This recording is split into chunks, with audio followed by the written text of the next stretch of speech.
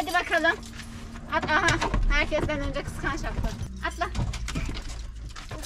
Merhaba. Dur.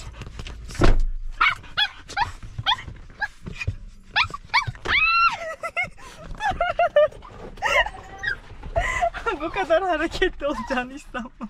Ne oluyoruz? Tam olarak sana dedim ki bu cinsten de bunlar çok hareketli oluyor. Gerçekten mi? Ah, hayır. Topi tamam. Yeterli anneciğim. Hadi. Tamam. Beni de görmedi ya bugün. Evet. Zorlu bir yolculuğa hazır mısın? Merhaba hemseferlerim, kanalıma hoş geldiniz. Ben şu an Amasya'dayım.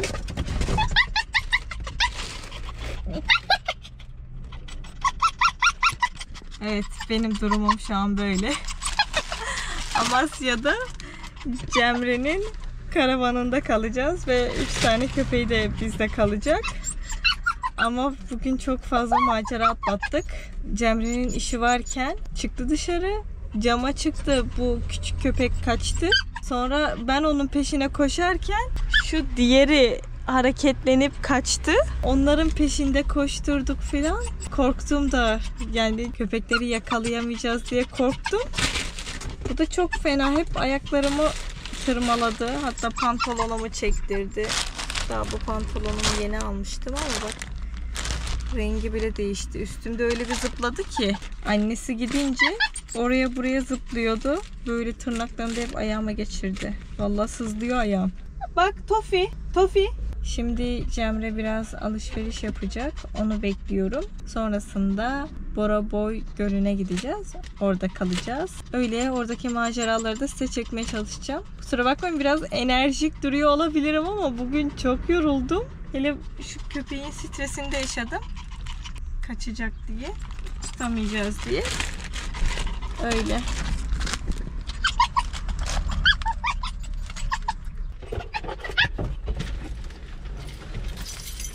Evet. Annesini özlemiş. Artık hazırız. Evet. Yorulmayasın. Çok yoruldum bugün. Yoruldum. Sağ olun. Kolay gelsin.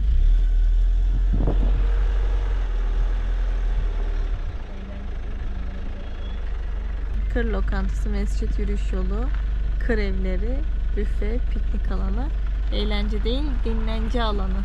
Buranın diğer adı da Koca Gölmüş. Şimdi Boraboy olarak geçiyor. Güzel bir yere benziyor.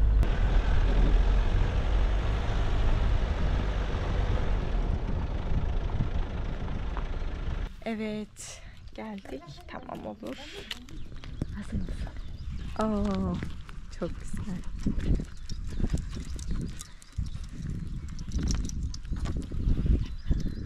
Gerçekten çok güzel.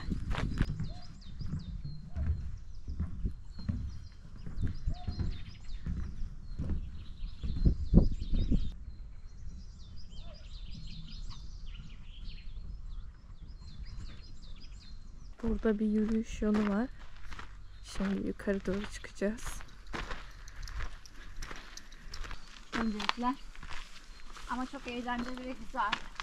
Böyle sanki vahşi doğanın içerisinde. Burası şu an bayağı sakin. Evet, normalde bu kadar sakin değil. Hafta içi olduğu için şu anda kimse yok. Burası hafta sonu akın akın dolu oluyor. Sen çok şanslısın hafta içi geldiğin için. Yoksa bu Şimdi şekilde burayı keyifli sen oturup- keşfetmiştin. Şöyle, o zamanlar burası çok meşhur değildi. Daha böyle yeni yapılıyordu. Böyle çok popüler değildi, tanınmıyordu. Ben o zamanlar buraya işte böyle çadırla falan gelmiştim. Çadır kamp alanı yoktu. Bungalovlar yapılmıştı. Ama hiç kimse olmuyordu, yani çok bilinmiyordu. Sonra sen geldin, Sonrasında- reklamını yaptın. Bol yaptım reklamını. Yaptın Sonra mı? burası için buraya tayin istedim. Taşova'ya o kadar beğendim ki Boraboy Gölü'nü. Taşova'ya tayin istedim haliyle. Ne işle meşgulsün, onu da söylersen. Ben normalde İngilizce öğretmeniyim. 2 yıldır, yaklaşık 2 yıldır Amasya İl Kültür Turizm Müdürlüğü'nde Ar-Ge birimi personeli olarak çalışıyorum. Amasya'nın doğal, tarihi, işte kültürel güzelliklerini tanıtmakla meşgulüm. İşim bu. Sayfanın adı ne? Okuryazar bir gezgin. Tamam. Hem okuyorum Hem yazıyorum hem de geziyorum. Süpersin. Hepsi birden. Cemre'nin arkadaşı karavanı getirdi. Cemre bugün toplantısı vardı, yetişemiyordu. Karavanı ondan rica etti, getirdi. Şimdi geldi. Onun da köpüşü var. Adı ne? Karamel. Karamel. Çıkar karameli. Gel.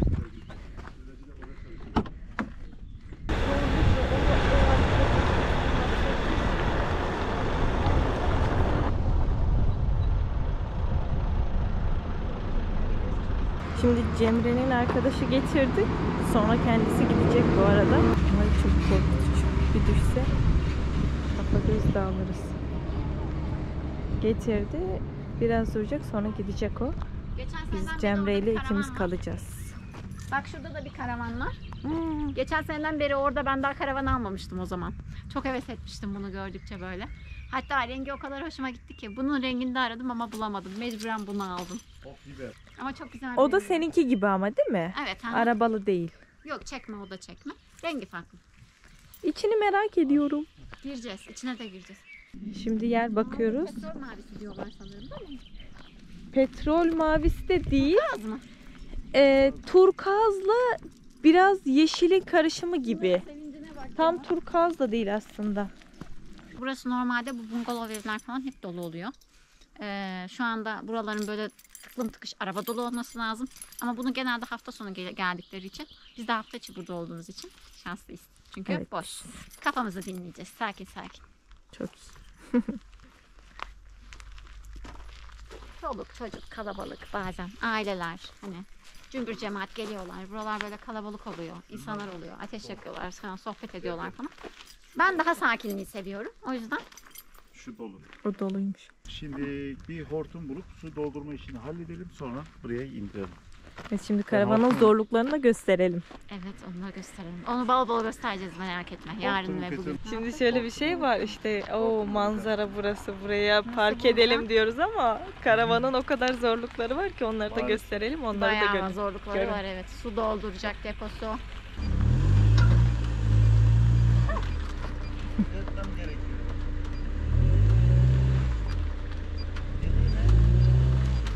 Onu buldum, ne yapayım? Biraz daha Görüyor musunuz gelin. arkadaşlar? Ne o? Sözde hortum. Şimdi suyu nereye dolduracağız? Şuraya. Deposuna. Yavaş. Çık. Dur. Bir saniye tabii. Bismillah. Gel gel gel gel gel. Gel. Onu buraya koyduk ya. Şuradaki, inşallah bir de su akmıyorsa var ya. Akıyor mu? Akıyor. Akıyor. Oh şükür. O kadar uğraşıp. Buradan depomuz var. 350 litre civarıydı sanırım değil mi? 100. Yok 100. Pardon 100 litre depo. Önceki karavanın bir tane daha vardı da bende bir dönem. 100 litre kadar bir deposu var. Bu depodan içeriden suyu açtığımızda çeşmeleri, bu depodan su akıyor. Su Çok boş iyi. olursa tabii susuz kalıyoruz. Bulursan eğer çeşme, bulamazsan dolduramıyorsun. Yok yani doldurabiliyorum. Şuraya bir aparatım var benim. Buraya takılıyor. Şurada bir tabak gibi bir aparat var. Oradan şişelerle su aktarabiliyorum. Öyle bir çok iyi. seçeneğim de var. Öyle bir aparat aldım oraya. Ama tabii bu daha kolay ve daha hızlı. O bayağı vakit alıyor ve zor oluyor yani. Oldu bize sandalye. Böyle de pufumuz var üzerine koymaya. Rahatıma düşkün bir insanım. Kuru tahtada oturamıyorum. Böyle. Bunu da misafirlerim için Ay pardon. genelde tek takılırım ama arada bir gelen misafirlerim için de yedek sandalye taşıyorum bu şekilde. Bu buraya mı ait? Hayır bu benim. Demir saçtan. Ama böyle ayakları var. Bu mesela bazı ormanlık arazilere vesaire işte sahilde falan ateş yakmanın yasak olduğu bölgelerde ve daha doğrusu benim yerde ateş yakmayı, doğada ateş yakmayı sağlıklı bulmadığım için ben böyle bir çözüm buldum. Bunun içerisinde ateş yakıyorum. Çünkü mesela biliyorsun özellikle rüzgarlı kış kamplarında, rüzgarlı günlerde falan sonbaharda vesaire rüzgarla küçücük bir külün bile uçuşup orman tutuşturma riski var. Evet. O yüzden bu aslında yapılması gereken olduğunu düşünüyorum yani. dökülümüz içinde oluyor. Hemen en azından işimiz bitince buradan direkt döküyoruz. Bitiyor. Herhangi bir risk taşımıyor. Evet. Bu da böyle üzerine ızgarası İyi düşünmüşsün. bu şekilde. Şimdi bize karavanını gösterir misin bakalım? Tabii. Ne var ne yok. İçeri bir toparlasaydık. Olur, tamam. Toparlandıktan sonra. Şimdi neden dağınık onu da söyle istersen. Neden dağınık? Çünkü hareket ettiğimizde işte çekme karavanların maalesef en büyük sorunu. Hareket ettiğimizde özellikle ben genelde dağlık alanlara işte böyle offroad tarzı yerlere gittiğim için karavan çakır çukur haliyle sallanıyor yollarda. Bu sallanmalar esnasında işte içerideki malzemeler dağılabiliyor. Kapakları bu nedenle aslında tercih edilmesi gereken kilitli kapak. Ben aldığımda karavana bu kilitli kapaklardan yoktu. Ben yeniden tekrardan yaptıracağım inşallah. O da artık fırsat kolluyorum yani. Ama bunun dışında mesela klozet de sağa sola sallanıyor. İşte içerideki herhangi yastıklar olsun. İşte bazı eşyalar sağa sola savruluyor. O yüzden durduğumuz zaman sabit bir yerde bunları toparlayıp tekrar devam ediyoruz. O yüzden bir kısa süreli kısa toparlama kısmı olacak karavanın içerisinde. Sonra içeriği çekebilirsin. Tamam canım. Şimdi yolda olup da kaldığın oldu mu, zor zamanlar atlattığın oldu mu, biraz bunlardan da bahset. Çünkü şu an insanlar karavanım olsun istiyor ama biraz toz pembe bakılıyor bu olaylara. Bir de zorlukları Kesinlikle. varsa onları da senden dinleyelim. Tecrübeli bir kadın olarak. Tamam, şöyle ilk tecrübelerimde aslında yani çok uzun zamandır yolda kalmadım ama ilk zamanlar gerçekten çok hani tecrübesizlikle yolda kaldım. Mesela karavan taktığınızda arabaya mazotu daha fazla yakıyor. Örnek işte bir yere mesela 500 liraya gidiyorsan 1000 liraya gidiyorsun. Ben mazotumun yetmeyeceğini hesaplamayıp yolda bir anda hani petrollere de çok uzak bir bölgede bir anda benzin ışığının, mazot ışığının yanmasıyla karşılaşıp panik, stres böyle kendimi petrole zor attım ki son anda hani böyle artık araba teklemeye başlamıştı. Bütün mazot bitti ve ben kendimi zor güç attım. O da tam hani petrole giremedim. Petrole yakın bir yere yaklaştım ve petrole yürüyerek gidip oradan şişelerle onlardan yardım isteyip bu şekilde mazotu götürüp doldurduk yani. Bunu yaşadım. Ondan sonra da artık arabamı hiç eksik bırakmayan en az yarım depo geziyorum. Hiç o ışık yanacak noktaya bırakmamaya çalışıyorum ki karavan çekerken böyle bir sorun bir daha yaşamayayım diye. Şimdi arabanın arkasına takıyorsun ya, dönerken nasıl oluyor, zorlanmıyor Evet, musun? biraz zor oluyor. Geniş almak gerekiyor. Arkada bir araç olduğunu unutmamak gerekiyor. Yani dalgınlık olmaması gerekiyor. Bu işte bir bayan olarak özellikle hani biz zaten biliyorsun hani sen de araba konusunda erkekler kadar açıkçası çok şey değiliz, hakim değiliz. Ben hani araba kullanırken yıllardır kullanıyorum. Sen çok Ama iyisin. hala yok çok da İyi iyi araba olduğum için. kullanıyor. Öyle şimdi mütevazi davranmaya çalışıyor. Çok da iyi kullandığımı düşünmüyorum aslında. Yok, çok iyi. Yani. Karavan olduğunda tabii bu bir tık daha zor. Çünkü arkanda devasa bir yük var. Dönerken her şeyi hesaplaman gerekiyor. Özellikle de mesela şunu çok yaşıyorum. Trafikte taciz olayı. Trafikte tacizden kastım karavanı görüyor ya, basıyor tat tat tat tat kornaya. Yani ben yavaş gitmek zorundayım. Sağ şeritten gidiyorum. Çünkü karavanla belli bir hızı aşamazsın. Özellikle virajlı bir yolda savuruyor. Yani direkt kaza yaparsınız.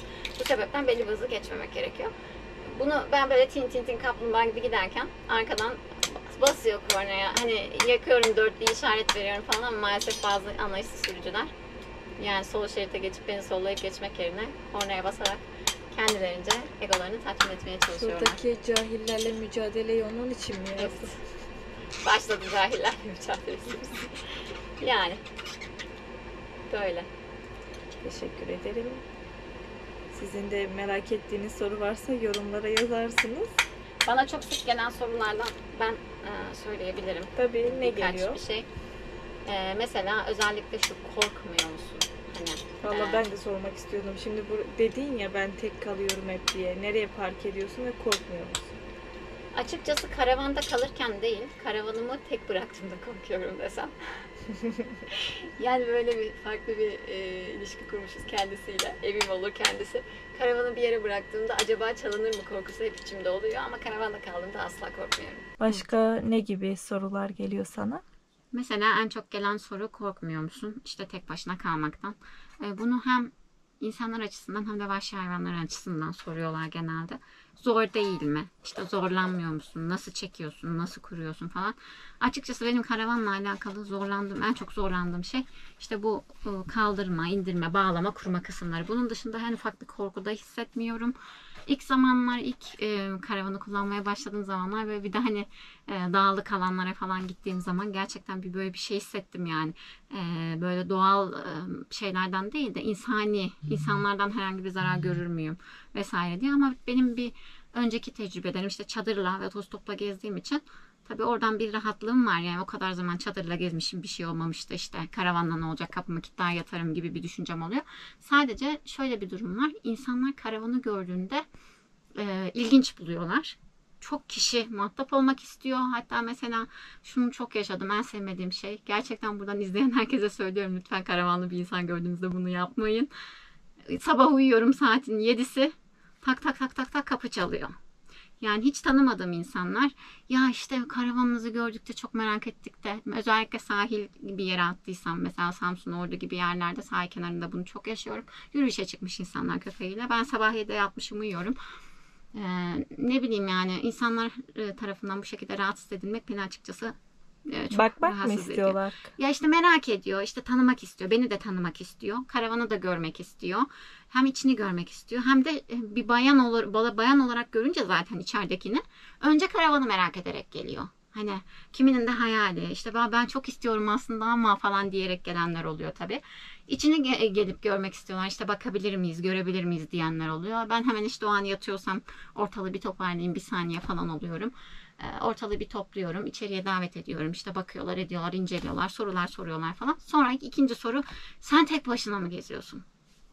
Bayan olarak ilginç geliyor. Tek başına bir bayanın bir de karavan çekerek gezmesi haliyle. Çünkü zor geliyor onlara göre. Zor mu? Zor. Ama neden bir bayan karavanla gezemesin? Neden bunu yapamasın? Bence bir bayanın da bir erkekten bu konuda çok da bir farkı yok diye düşünüyorum. Yine istersek yapamayacağımız hiçbir şey yok çünkü. İstersek yapamayacağımız hiçbir şey yok ama zor işleri de biz yapmayalım. Vallahi Dişil çok enerjimiz. Evet, istiyorum Yanında aslında. Bazen gerçekten şöyle söyleyeyim, şunu yaşıyorum. Karavana davet edilmek isteyen çok insan oluyor. En sevmediğim şey aslında. Çünkü her gün birisi, mesela çok samimi olmadığım insanlarla bir anda kanka oluverdim. Böyle bir şey de yaşadım. Yani yolda görse selam vermeyecek insanlar, aa kanka bir gün karavana gitsek beraber falan demeye başladı. Ben yalnızlığı seven bir insanım. Yalnız kalabilmek, hani insandan, toplumdan soyutlanabilmek, şehir hayatından kaçabilmek, kendimle ve doğayla baş başa kalabilmek için karavan aldım.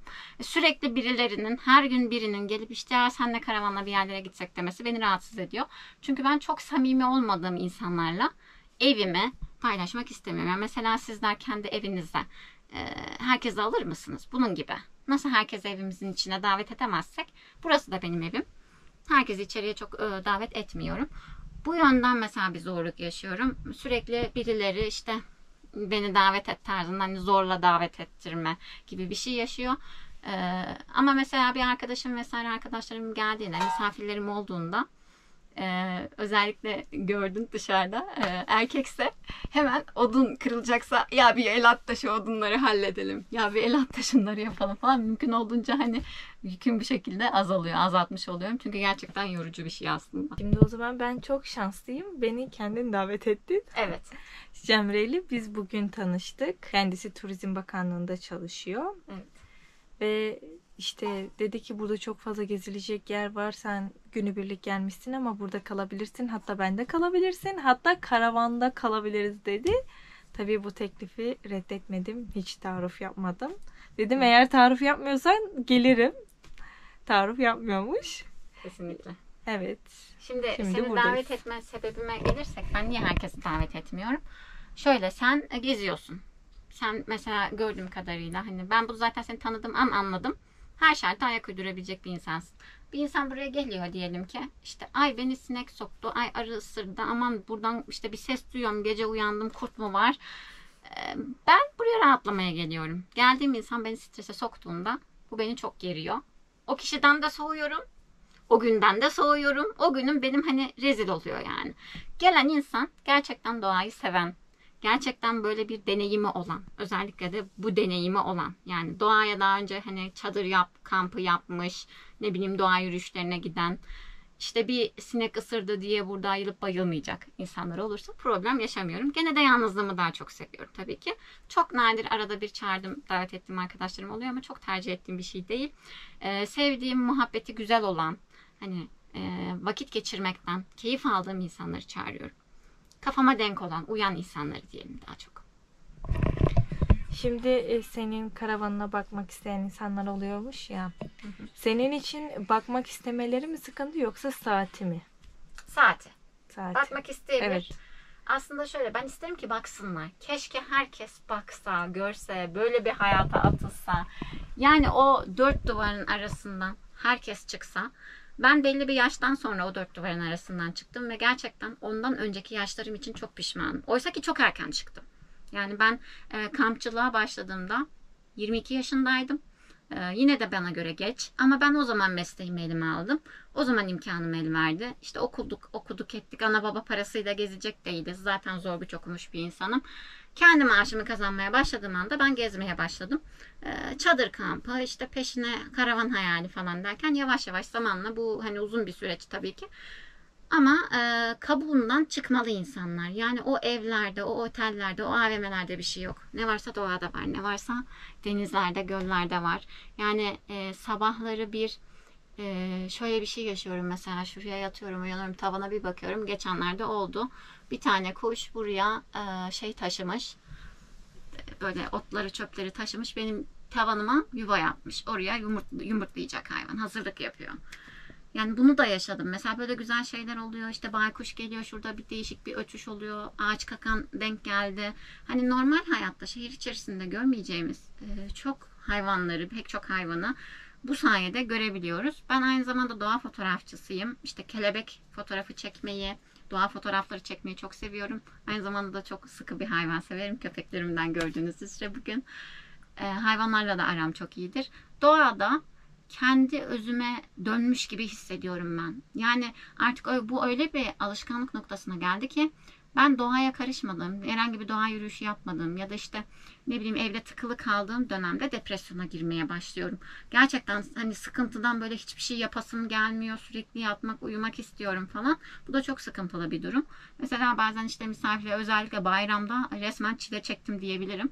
Bayramda işte akrabalarımıza gittik memlekete. O dönemde hani sürekli bir evin içerisinde en son artık dayanamadım. Ya dedim, çıkalım bir yerde bir semaver yakalım, sohbet edelim falan. Bizim ailenin gençlerini falan topladık, bir parka çıktık. Orada bir ateş yaktık, semaver yaktık falan. En azından bir tık nefes aldım yani. Ben artık bu hayata alıştım. Doğa içerisinde değilsem mutsuz oluyorum.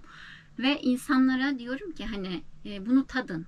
Çünkü ben de daha öncesinde tatmamıştım. Tatmayana kadar ev, iş, hani böyle işte ev, okul, öğrencilik hayatım, ev, okul, AVM. Hani gezmeyi AVM ile bağdaştırmışız. Gezmeyi dört duvarın arasında dolaşıp durmayla bağdaştırmışız. Aslında bu değil. Yani bir kuş sesi duymak, işte o yürüdüğümüzdeki o ayaklarımızın altındaki dal çatırtıları, ne bileyim bir deniz kenarındaki o dalgaların sesi, kuş sesleri, kurt sesi de dahil buna. Yani ben kurt sesini bile çok seviyorum. Bazen mesela böyle çok ıssız yerlerde kamp yaptığım zaman ürkütücü de olsa o kuş sesi, işte sabahları o değişik kuşların baykuş sesi vesaire. Bunlar insana huzur veriyor. Bunlar insana insan olduğunu, yaşadığını hatırlatıyor. Aksi takdirde şöyle bir dönüp baktığımızda insan ırkının geçmişine dönüp baktığımızda hani nasıl doğayla iç içe bir toplumken, nasıl işte insan ırkı doğayla iç içeyken şimdi nasıl betonlaşmaya doğru gidip daha çok kendimizi böyle doğadan soyutlayıp robotlaşmaya başlamışız. Bunu görüyorum ben. Ve bunun insanların ruh halindeki yarattığı değişikliği de görüyorum. Gerçekten doğayla bütünleşen, iç içe olan insanlar, neşeli, mutlu ve huzurlu insanlar ve çevresine ışık saçıyorlar. Ama sürekli evin içerisinde böyle kuş gibi oturan insanlar da bir o kadar agresif, bir o kadar saldırgan ve mutsuz. Kendi mutsuzluklarını karşı tarafa da yansıttıkları için çevreleri de mutsuz oluyor. Ama ben mesela hani gerçekten çok sıkıntılı bir yaşam yaşamış bir insan olmama rağmen mümkün olduğunca işte gülüyorum, eğleniyorum, geziyorum, yaşıyorum. Belki benim yaşadığım şeyleri başkası yaşasa yataktan çıkamayacak hale girer. Depresyondan depresyona düşer. Hayata küserdi. Yani o kadar ağır şeyler yaşadım ama bir şey var. Bir tutunma yolu gibi benim için. Doğada nefes alıyorum yani. Kendimi buluyorum bir nebze.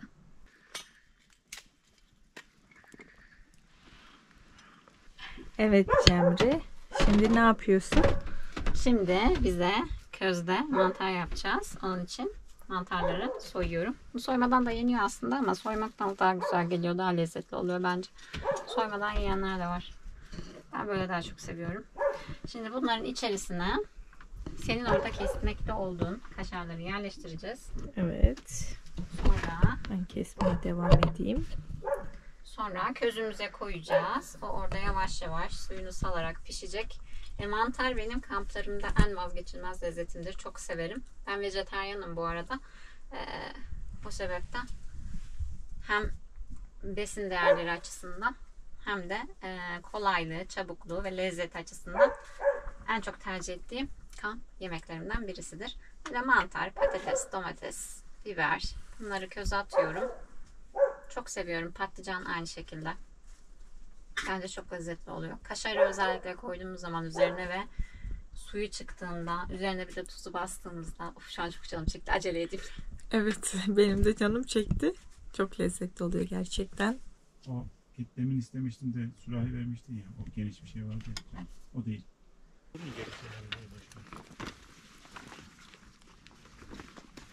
Acıktık mı? Acıktık. Hanımlar beyler şu sıpalara birer parça salam vermiş Verdim miydik? ben, yemiyorlar. Mesela tanıştıralım sizi Topita'yla. Kız kulaklarına ne oldu sana sırılsıklam? Nerede ıslandın sen? Evet. Haşeri bir köpke görüyorsunuz. Kendini ıslatmış bir yerlerde. Oh. Tofi. Çok mutlusun. Kıskançlar akle de kayıp. Hadi git gez ablalarını bul. Hepsi kız mı? Bu oğlan. Diğerleri kız. Ama çok ateş şu an ya. Olur mu? Yanar. Ver bana. Kenarlara kıyılara koyacağım. Topraktan geldik, toprağa gideceğiz. Benlik sıkıntı yok senin için. No problem. Şimdi ne yapıyorsun? Şimdi muzların şu kabuğunu şu şekilde soyuyoruz. Dış kabuğunu soymuyoruz. Sadece şu şekilde. İçini şöyle deliyorum. Gördüğünüz üzere. Yerleştirecek kadar çikolatayı. İçine çikolata girecek kadar deliyorum. Sonrasında çikolatamıza kırarak içine yerleştiriyorum. Bu şekilde. İyice yerleştiriyoruz. Bu lezzeti denemiş miydin? Evet, çok güzel oluyor. İçine eriyor. Çikolatalar içine eriyor. Biraz ağır ama güzel bir tatlı oluyor. Biraz çabuk kesiyor insanı. Hani bir tane falan anca yiyebiliyor herkes. En fazla. Burada önemli olan çikolatayı yerleştirecek bir yatak oluşturmak. Şu şekilde açıyorum. Çünkü muzun komple böyle çok aşırı pişip dağılmasını da istemiyorum. Bu kabuk onu koruyor.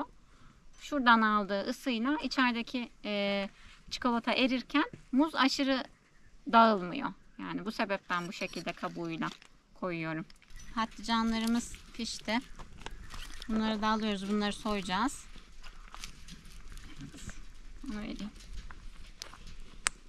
Şunu da verebilir miyim? Elimle koyacağım çünkü. Şimdi mantarlarımızı yerleştiriyorum. Hala çok sıcak. Mantarlar çok güzelmiş. Çok kocaman kocaman.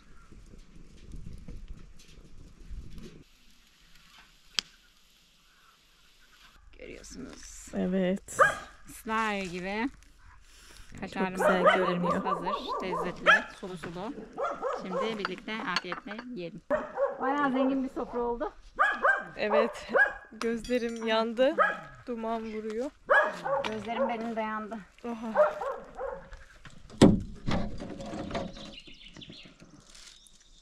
Günaydın.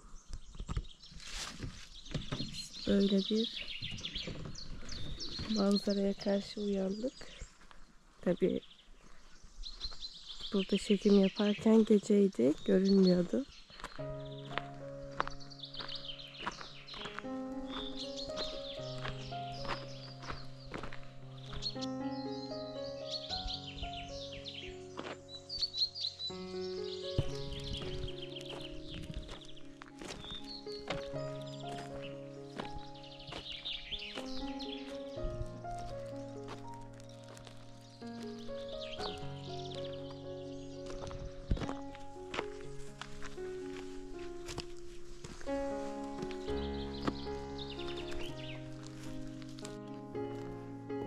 Bacak sinir.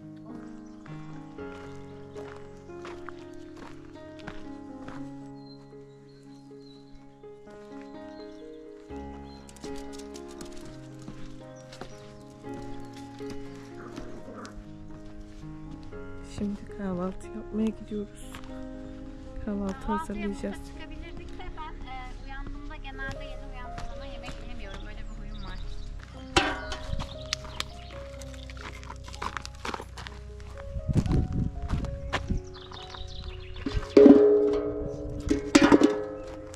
Burada bir karınca var. Bunu yaşıyorum ben bazen. Bunların üzerine karınca geliyor. Ha, gene var mesela örümcek. Bunları mutlaka kontrol etmek lazım. Yoksa hayvanları yakarız. Ateşe atarken. Dışarıda kaldığı için de Yine. hani karıncaların Ben bunları şöyle gelmesi. silkeliyorum. Düşsünler diye. Yani eziyoruz, basıyoruz elbette ama bilerek en azından yakarak öldürmeyelim hayvancağızları, değil mi? Evet. Görmeden ezdiklerimiz yine var bak bir sürü. Çünkü karıncalar, böcekler böyle sığınacak korkken bu tarz şeylere hemen giriyorlar. Bir tane de burada resmen yuva var. 4-5 Evet. tane birden gelmiş. Yapışmış gibiler. Evet, gelince gidiyor.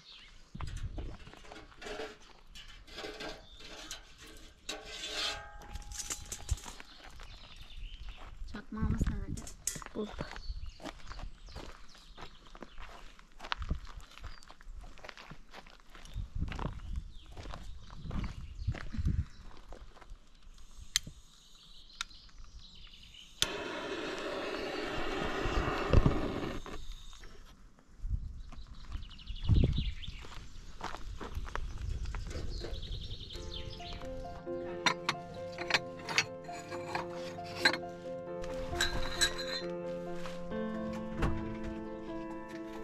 Şimdi oraya alabilirsin baharat kullanırsak.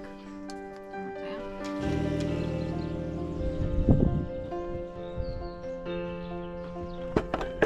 İstersen bunu çekebilirsin gene.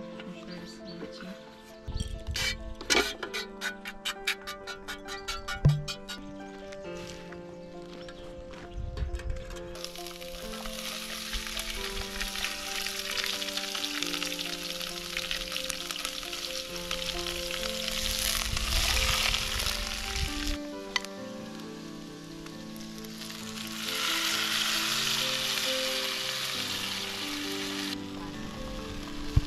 Hiç yemeyeceksek yani.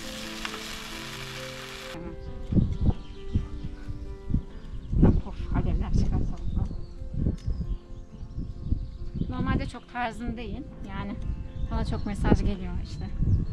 Yemek videoları da çeksene tarzında. Normalde çok fazla tercih etmiyorum ama böyle farklılık oldu, güzel oldu. Çünkü insanların hani açıkçası ben şöyle düşünüyorum. Canı çekebilir o an. İmkanı yoktur, alamaz falan. O beni biraz rahatsız ediyor. Yani hani sosyal medya kullanacak kadar imkanı olanın tabii ki yemek alacak kadar da vardır ama o an bulunduğu ortam müsait olmaz. Ne bileyim, o an o benim yaptığım şeyi yapacak durumu olmaz vesaire. Çok fazla sevdiğim bir şey değil yemek yapıp paylaşmak. O şekilde çok dönüş alıyorum yani yemeklerini de paylaşsan keşke diye. Şimdi menemen soğanlı mı soğansız mı tartışmasına soğansız diyoruz. Samsun'un da menemeni meşhurdur. Çakallı'da çok fazla menemenci vardır. Hiçbiri soğanlı menemen getirmez. Hepsi soğansızdır. Evet, şimdi kahvaltımızı göl kenarına taşıdık. Burada kahvaltımızı yapacağız. Ben buraya oturdum ya, daha kalkamam. Kalkma zaten bitti. Şu an yok o kadar huzurlu ki. Öyle saatlerce burada çay içebilirim. Elmalı Türk kahvesi denemedim. Elmalı latte. Hepsi var. Çünkü burası Amasya. Çünkü burası Amasya. Bu da elmasız hiçbir şey yok. Böyle bir gerçek var. Her şeyin içine elmayı sokuşturmuşuz. Ama çok da yakışıyor elmalı kahve. Çok güzel oluyor. Bakarız. Latte de öyle. Çok iyi. Şimdi artık yemek vakti.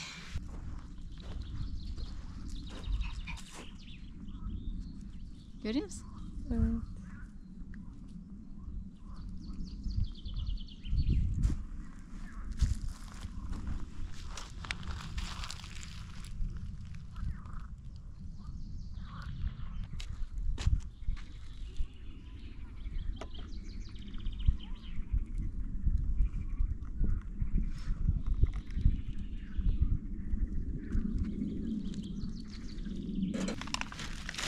Elmalı latte de var, onu da deneriz.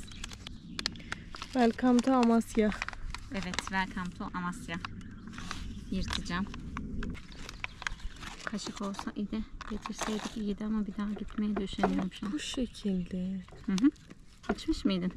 Bu şekilde hiç içmedim. Niye Çok beyaz? lezzetli. O tozu sanırım. Şeker ve şey var. Şeker var. Şekersiz olan da var da şekersiz çok ekşi oluyor. Ben şekerlisini almıştım.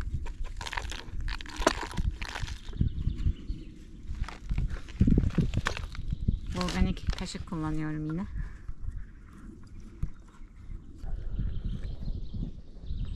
Çok iyi. İyi mi tadı? Ekleme yapmamı ister misin? Yok yok. Sadece elma mı var? Evet. Kuru elma var. İçerik şeker ve elma. Kurutulmuş elma. Tadı çok iyi ama.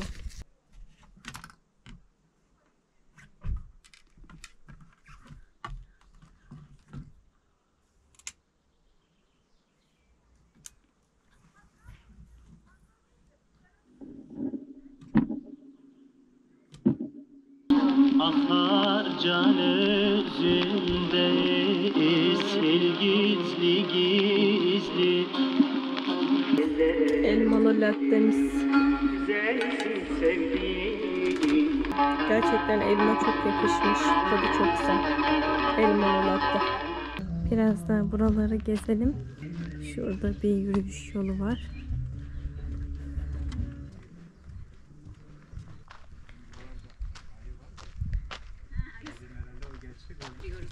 Kolay gelsin. Sağ olun. Geldim. Hoş geldin. Ben seni yukarıdan gelecek sandım. Geldim, turladım, bir daha döndüm. Aşağıdan gittin. Hemen geldim peşine. Şimdi buradan hangisini kiralayalım? Hangisini istersin? Şu yeşil güzelmiş. Sen hangisini Bence de beğeniyorsun? uygun.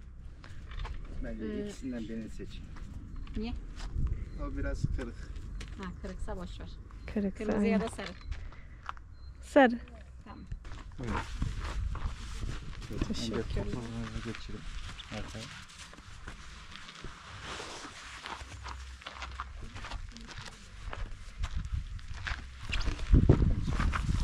Sayın seyyah, hazır mısın? Evet.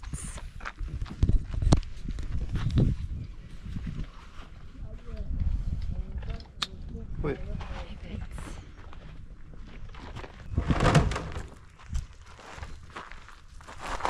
Siz gelmiyorsunuz.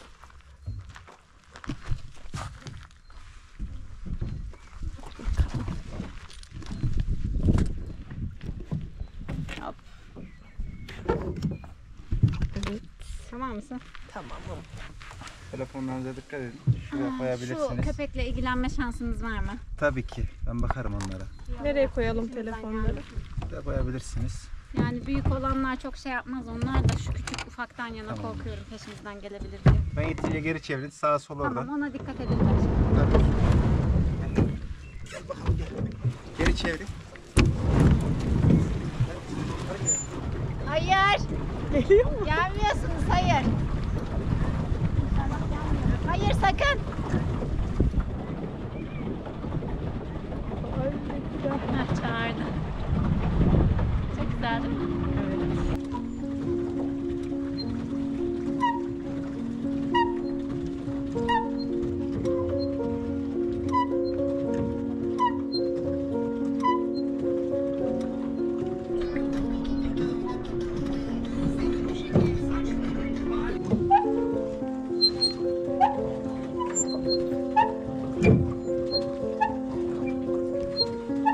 Girmişsin bile.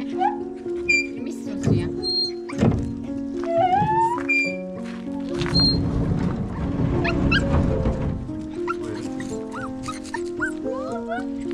Hayır gitme gel. Gel bana gel buraya gel. Ay yavrum ya. Boyuna bak boyuna. Boyuna bak. Evet, karavanda su bitti. Suyumuz bitti. O yüzden bulaşıkları burada yıkamaya getirdik. Tabii yakınmış bize, bilseydik buraya Suyumuzu. getirdik ama Suyumuzu harcamazdık. şimdi bu. Biz şimdi şu karşıdaki seyir terasına gideceğiz. Buradan böyle dolanıp oraya çıkacağız. Burada bir motosiklet gördük. Motosiklette gezen birinin motoru gibi görünüyor. Gittiği ülkelerin bayraklarını asmış. İran'a gitmiş, Türkiye'ye gelmiş zaten. Umman, Irak, Dubai şeyli zaten. Plakalı. Körfez Arap ülkelerinin hepsine gitmiş zaten.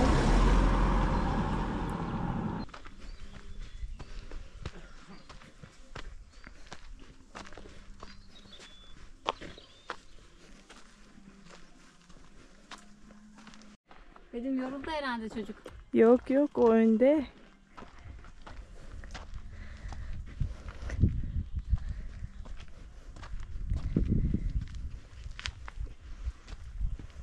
Ama burada oturma yeri varmış.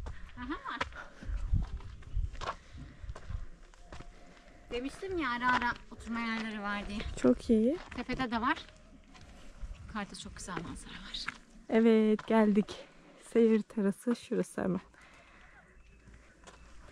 Taş düşebilir. Ağaç devrilebilir.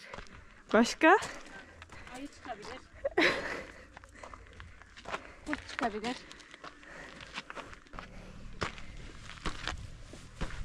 Oradan değil buradan çıkacaksın saf çocuk. İyi kondisyon. Ana te nereden geldi bak hele. Evet.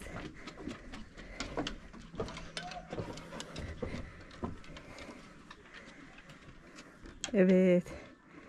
Mükemmel bir manzaramız var burada.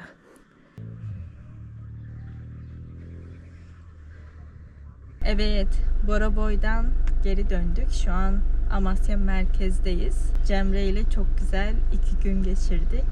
Çok sağ ol, her şey Teşekkür ederim. Rica mükemmeldi. ederim. Ne demek? Hiç teşekküre gerek yok. Çok severek seni misafir ettim. Gayet Çok de sağ ol eğlendim. canım. Kafamız da çok uydu. Evet, kafamız çok uydu. İkimiz de özgür ruhluyuz. Kesinlikle. Evet, şimdi ben bu videomu burada bitireceğim. İnşallah beğenmişsinizdir. Kampla alakalı, yani karavana sahip olan insanların nasıl tecrübeleri var, olumsuzlukları nasıl, bu videoda size bunları göstermeye çalıştım. İnşallah beğenmişsinizdir. Senin de söyleyeceğin bir şey var mı? Amasya'ya gelip gezmek isteyen olursa, eğer müsait olursam, burada olursam bana Okuryazar Bir Gezgin isimli Instagram'dan ulaşabilirsiniz. Elimden geldiğince gezdirip yardımcı olmaya çalışırım.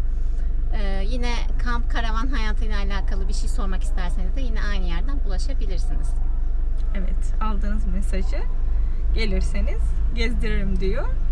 Şimdi ben bu videomu burada bitiriyorum. Kendinize iyi bakın. Hoşça kalın. Hoşçakalın.